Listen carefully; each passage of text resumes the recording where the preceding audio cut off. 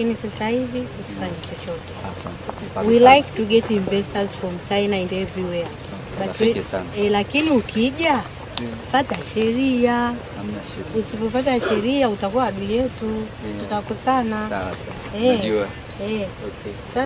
Kuanzia leo ni marufuku nazifunga rasmi. Tumepata taarifa za uwepo wa uharibifu mkubwa ambao unafanyika maeneo ya Mtoni na haswa shughuli za uchimbaji ambazo zinafanywa pia na baadhi ya wawekezaji ni wa ndani ya wilaya yetu, wengine wanatoka nje ya wilaya yetu, wengine wanatoka hata nje ya nchi.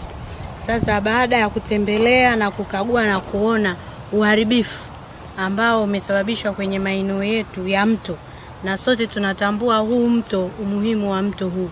Huu mto unapeleka maji mpaka Mto Katuma, maeneo ambako kule ni muhimu kwa ajili ya wanyama wanaopatikana katika eneo lile la hifadhi yetu ya taifa ya Katavi. Kwa hiyo nachoweza kusema kuanzia leo, kuanzia muda huu tunaozungumza hapa, napiga marufuku na ninafunga shughuli zote za uchimbaji ambazo zinafanyika pembeni mwa mto, zinazofanyika ndani ya mita 60, zinazofanyika kwenye maeneo yote ya mabonde.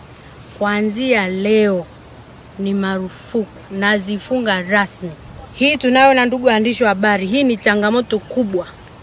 Wananchi wa Mpanda wana malalamiko makubwa, wanalalamika maji hayapatikani, mito imefungwa kwa sababu tu ya maslahi ya watu wachache. Sasa hicho hatuwezi kukubali. Na mimi nasema sisi wilaya Mpanda tunahitaji wawekezaji sana na tunawakaribisha. So tunao maeneo kuwekeza mengi tu mazuri.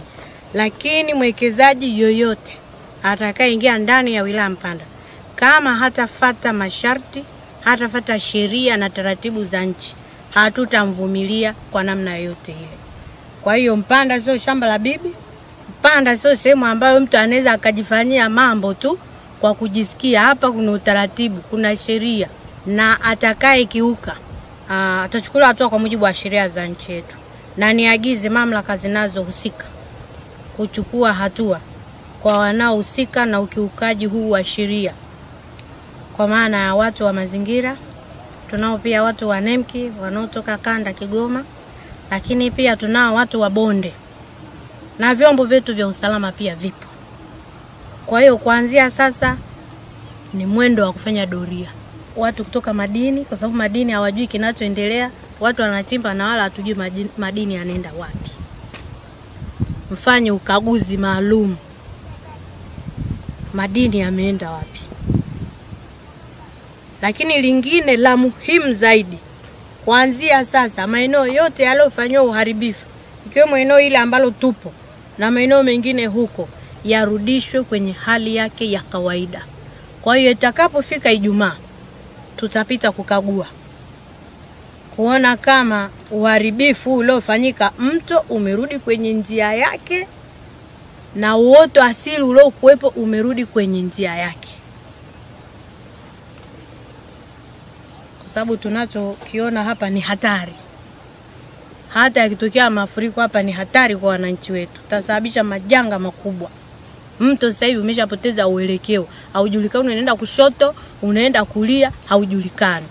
Kwa hiyo kufika Ijumaa tutakagua kuona maeneo yote yamerejeshwa kwenye hali yake ya kawaida inayotakiwa. Kitu cha kwanza tumeasilika sehemu kubwa, hususani kuna watu ambao ni wakulima wa mabustani. Tayari mto haupitishi maji, na wao wenyewe wanaanzia kazi katikati ya mto, wakati serikali inasema kwamba mtu kufanya kazi eneo la mto atoke nje mita 60 ndio aanze makazi yake. Lakini sisi wakulima wote wa bustani wameasilika, na hususan hata saizi hakuna wakulima wote kwa sababu Wachina wameshaharibu mazingira yote ya mabustani.